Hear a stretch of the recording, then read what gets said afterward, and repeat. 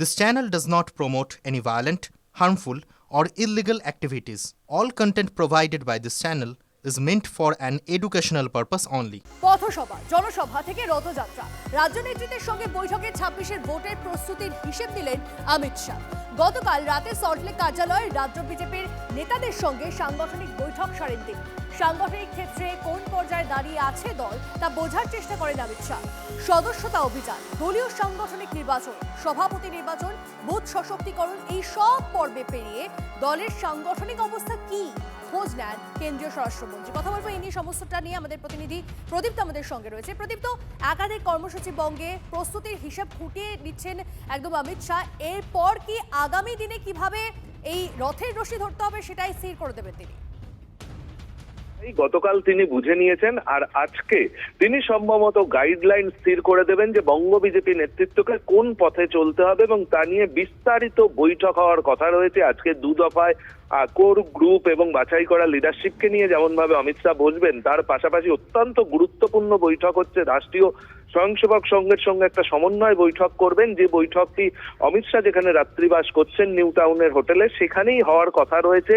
এবং আগামীকাল মহানগরের অর্থাৎ বিজেপির সাংগঠনিক ক্ষেত্রে যে মহানগর এলাকা অর্থাৎ কলকাতা এবং কলকাতা লাগোয়া যে জোনটা রয়েছে সেখানে বিজেপির বরাবরই একটা সাংগঠনিক দুর্বলতা রয়েছে, ত্রুটি বিচ্যুতি রয়েছে বলে বিজেপি নেতৃত্বও মনে করেন। সেক্ষেত্রেও একটা পেপ টক দিয়ে যাবেন অমিত শাহ বলেই মনে করছেন বঙ্গ বিজেপি নেতৃত্ব। অর্থাৎ প্রথম দিন তিনি বুঝে নেওয়ার চেষ্টা করলেন যে এই মুহূর্তে ঠিক কোথায় দাঁড়িয়ে রয়েছে বিজেপি এই রাজ্যে সাংগঠনিক ক্ষেত্রে, এবং সেই সাংগঠনিক দুর্বলতা কাটাতে কি কি করতে হবে আজকের বৈঠক এবং আগামীকালের বৈঠক থেকেই তিনি তা স্থির করে দেবেন।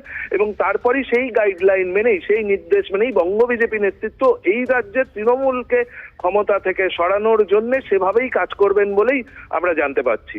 বেশ, ধন্যবাদ প্রদীপ্ত।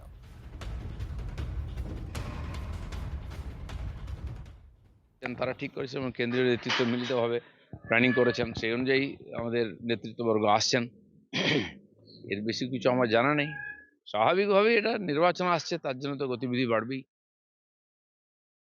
যত নির্বাচনের সময় আসবে তৃণমূল কংগ্রেসের শ্বাসকষ্ট তৈরি হবে, এবং ভোটের সময় দেখবেন তৃণমূল কংগ্রেসের পার্টিটা, নেতারা নয় পার্টিরা অক্সিজেন সিলিন্ডার নিয়ে ঘুরে বেড়াবে। আমি শুধু এটুকুই বলবো, এইবার পগার পার, তৃণমূলের পগার পার হবে। কোনো হিন্দু উদ্বাস্তুদের কোনো ভয় পাওয়ার কোনো কারণ নেই। এমনকি 14-র পরেও যারা এসেছেন আনন্দের সাথে ভারতবর্ষে থাকুন, তাদের জন্য আমরা আইন এনেছি। কোনো হিন্দু ভারতবর্ষ ছেড়ে যাবে না। আমি একটা জিনিস দেখুন, রণকৌশল যদি আমি বাইরের মিডিয়াকে বলি, সেই কৌশল কি আর কৌশল থাকবে? সতীশ কৌশল হয়ে যাবে, তো মুশকিল হয়ে যাবে। সমস্ত বিষয়ে আলোচনা হয়েছে, যা দরকার ভোটে জেতার জন্য। আজ আরএসএস এর সঙ্গে সমন্বয় বৈঠক করবেন অমিত শাহ। সল্টলেকের একটি হোটেলে হবে এই বৈঠক। বাংলার জন্য আলাদা করে সংঘ নেতৃত্বের সঙ্গে সমন্বয় বৈঠক আগে করেননি তিনি। সংঘের সঙ্গে এই বিশেষ বৈঠক তাৎপর্যপূর্ণ বলেই মনে করছে রাজনৈতিক মহল। ভোটের প্রচারে ঝাঁপানোর আগে সংঘের সঙ্গে সমন্বয় সেরে নিতে চাইছেন শাহ।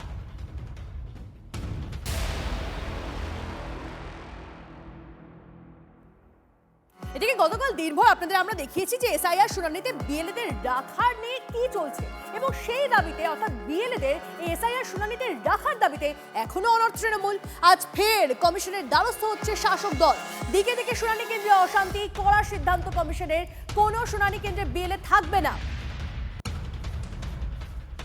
কোনো শুনানি কেন্দ্রে যে দাবি করা হচ্ছে যে কোনো শুনানি কেন্দ্রে বিএলএ থাকবে না, ঝামেলা করলে শুনানি বন্ধ করে দেওয়া হবে। সিদ্ধান্ত নির্বাচন কমিশনের। শুনানি কেন্দ্রের নিরাপত্তা নিশ্চিত করতে ডিজিসিপিকেও নির্দেশ। সৌরভ গুহ আমাদের প্রতিনিধি আমাদের সঙ্গে রয়েছেন। সৌরভ, এই নির্দেশ দেওয়া হয়েছে নির্বাচন কমিশনের তরফ থেকে, শুনানি কেন্দ্রের নিরাপত্তা নিশ্চিত করতে বলা হয়েছে, এবং বিএলএ কে তাও এখনো অবধি এই তৃণমূলের তরফ থেকে দাবি করা হচ্ছে বিএলএদের ভেতরে শুনানি কেন্দ্রে থাকতে দিতে হবে। সব মিলিয়ে পরিস্থিতি কোন জায়গায়? দেখো, একদিকে নির্বাচন কমিশনের নিয়ম এবং অন্যদিকে অভিষেক বন্দ্যোপাধ্যায়ের নির্দেশ।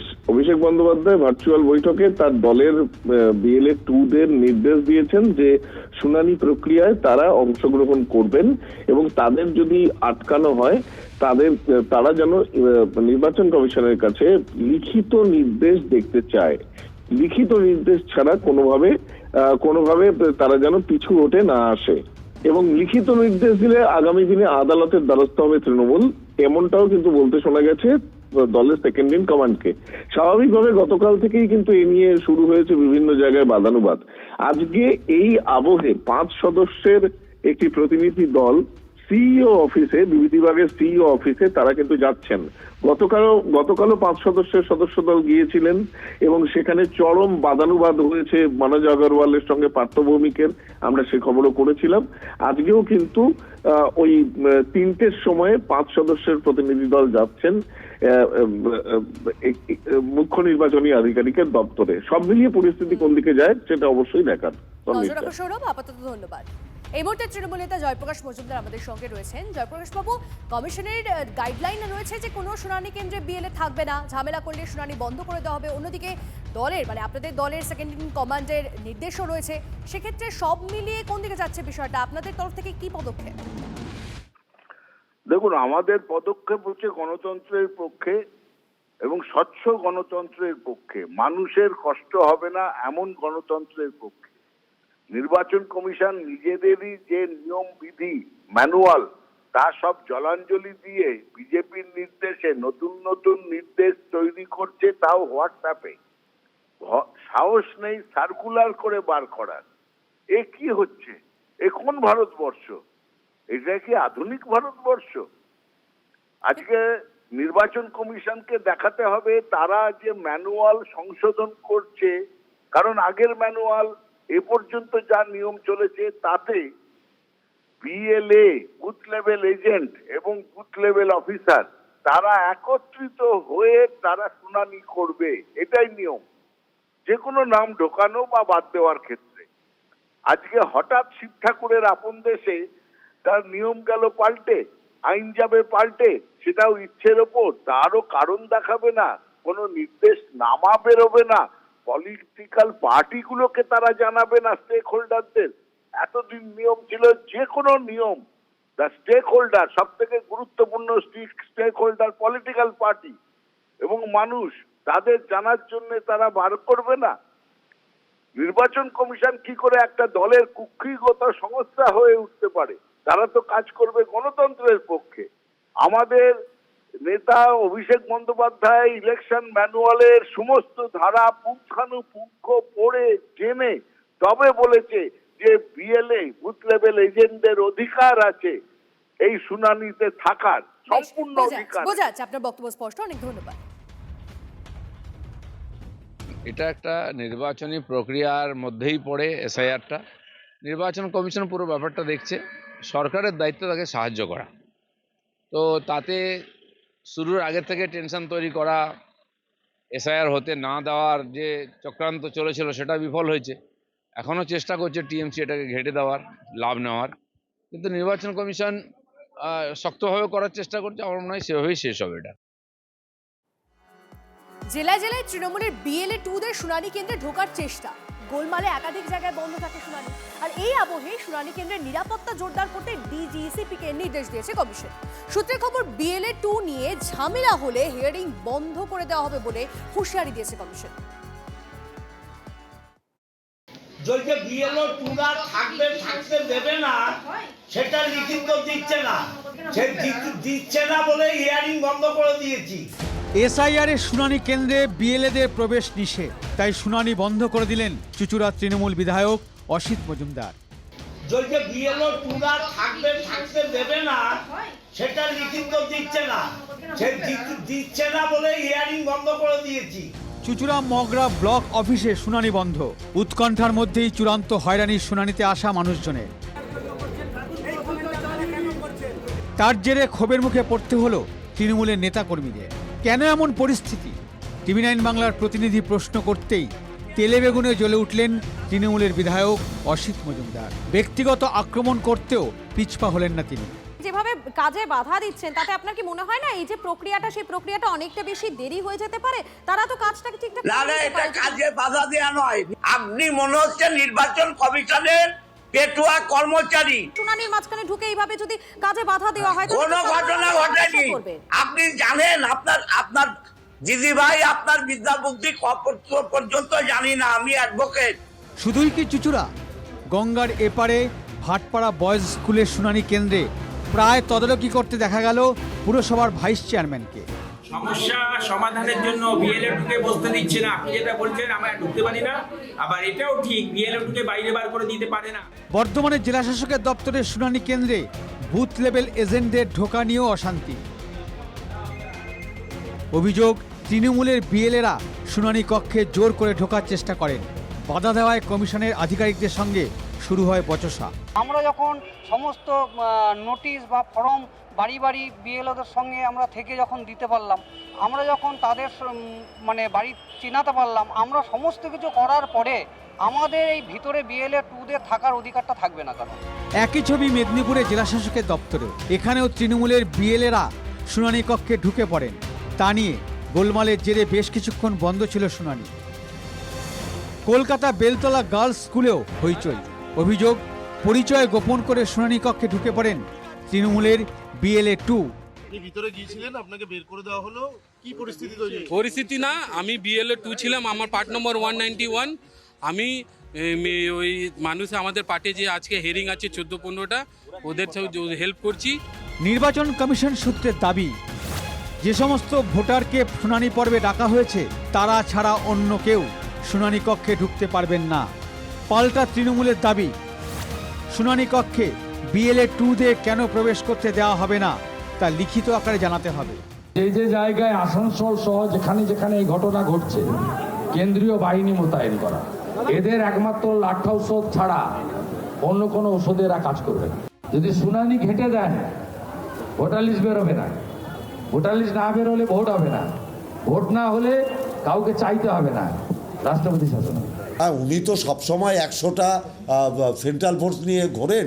উনি হিয়ারিং সেন্টারে 100 কেন 50 লক্ষ মিলিটারি সারা ভারতবর্ষ থেকে তুলে এনে বসিয়ে দিই। এসআইআর এর শুনানি পর্ব ঘিরে বাংলা জুড়ে নানান ঘটনা, নানা অভাব অভিযোগ, যাকে কেন্দ্র করে ঘুরপাক খাচ্ছে রাজনীতি। Bureau report, TV9 Bangla. Dinhata এই আলোর সঙ্গে বচসায় জড়ালেন উত্তরবঙ্গ উন্নয়ন মন্ত্রী উদয়ন গুহ। দিনহাটা সাহেবগঞ্জে শুনানি কেন্দ্রে উত্তেজনা। বয়স্ক ও অসুস্থদের সঙ্গে বিএলএ 2দের হিয়ারিং সেন্টারে ঢুকতে দেওয়া নিয়ে রীতিমতো বচসায় জড়ালেন উত্তরবঙ্গ উন্নয়ন মন্ত্রী। কমিশনের নির্দেশিকা না থাকায় বিএলএ 2দের শুনানি কেন্দ্রে ঢুকতে বাধা দেন এই আলো। পাল্টা কমিশনের নির্দেশিকা দেখতে চান উত্তরবঙ্গ উন্নয়ন মন্ত্রী। এই আলোর সঙ্গে বচসায় জড়িয়ে পড়েন উদয়ন গুহ। শেষমেশ রণে ভঙ্গ দেন এই আলো। বিএলএ 2দের শুনানি কেন্দ্রে ঢুকিয়ে দেন উত্তরবঙ্গ উন্নয়ন মন্ত্রী। সবকিছু করে দিচ্ছে, বিএলএ 2রা ভোট কেন্দ্রে থাকবে ভোটের দিন। তাহলে এইখানে সমস্যা কি? এমন অনেক লোক আছে একটা কথা বলতে পারে না, তারা বিডিওর সাথে কি কথা বলবে যদি তাকে হেল্প না করার কেউ না থাকে? প্রথমে অ্যালাউ করছে, আমরা কোন আমাদের বিএলএ 2রা যাবে, এবার অন্য কেউ গেলে ভালো, না গেলে তা আমাদের তো কিছু করার নেই। এমন অনেক এখানে মানুষ আছেন যারা সাধারণ মানুষের সাথে বাড়ির লোক ছাড়া অন্য কারোর সাথে ভালো করে কথা বলার সাহস পান না। সেই লোকটা কি করে তার সমস্যার কথা বোঝাবে? সেই জন্য আমাদের কথা হচ্ছে বিএলএ 2কে রাখতে হবে। সব দলই রাখুক। এখন অন্যরা যদি বিএলএ 2 জোগাড় করতে না পারে, তার দায়িত্ব আমাদের না। তার নাম তো আমরা সরকারিভাবে জানিয়ে দিয়েছি সরকারের কাছে, নির্বাচন কমিশনের কাছে, যে এই লোকটা আমার বিএলএ 2, এ হচ্ছে সর্বতভাবে মানুষকে যেমন সহায়তা করবে, তেমনি নির্বাচন কমিশনকেও সাহায্য করবে স্বচ্ছ ভোটার তালিকা তৈরি করবার ক্ষেত্রে। তাকে বাদ দিয়ে কিছু হতে পারে না। প্রথম কথা হচ্ছে যে এই প্রক্রিয়াটি সাংবিধানিক প্রক্রিয়া এবং এই প্রক্রিয়া আরো 12টি রাজ্যে হচ্ছে। কোনো রাজ্যে কোনো সমস্যা নেই, শুধু পশ্চিমবঙ্গের সমস্যা। কারণ তৃণমূল কংগ্রেস প্রতি পদে পদে এটা উপলব্ধি করছে যে এসআইআরটা তাদের বিরুদ্ধে চলে যাচ্ছে। ফলে যেন তেন প্রকারে নির্বাচন কমিশনকে হেনস্থা করা, এই প্রক্রিয়াকে ডিস্টার্ব করা, যেরকম পোলিং বুথে ভেতরে তারা তাণ্ডব চালিয়ে তারা ক্ষমতায় থেকে যাওয়ার চেষ্টা করেছে বা এখন পর্যন্ত টিকে আছে, ঠিক একই জিনিস তারা এসআইআর এর হিয়ারিং সেন্টারে করতে চায়। ফলে এই ধরনের ক্ষেত্রে ওনারা তো সর্বদলীয় মিটিং এ যান, ইসিআই এর কাছে যান, কিন্তু এক একজন নেতা এক এক জায়গায় এক একজনের সাথে বচসা করবেন। এর থেকেই প্রমাণিত হয় এদের মস্তিষ্কের সমস্যা দেখা দিয়েছে।